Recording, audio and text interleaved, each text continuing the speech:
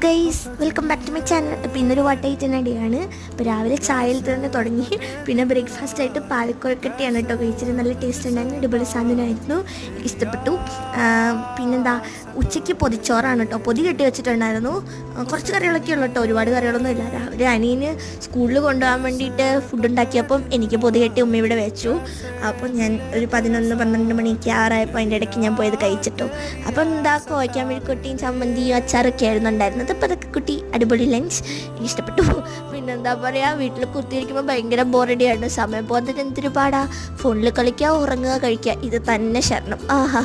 അങ്ങനെ തള്ളി നീക്കി സമയം ഇങ്ങനെ കൊണ്ടുപോവാണ്. അങ്ങനെ വൈകുന്നേരം എത്തിയപ്പം ഞാൻ ഒരു വട്ടം അവലൂസ് പൊടി അരിപ്പൊടി വെച്ചിട്ടുണ്ടാക്കിയായിരുന്നു കേട്ടോ. യൂട്യൂബിലെ വീഡിയോ കണ്ടിട്ടാണ് ഞാനതൊന്നുകൂടെ ഉണ്ടാക്കുമായിരുന്നു, എന്നിട്ട് കഴിച്ചു. നല്ല ടേസ്റ്റാണ് കേട്ടോ. പിന്നെ രാത്രിയിൽ മസാല ചോറായിരുന്നു. അപ്പോൾ ഇത്രയേ ഉള്ളൂ. ബൈ.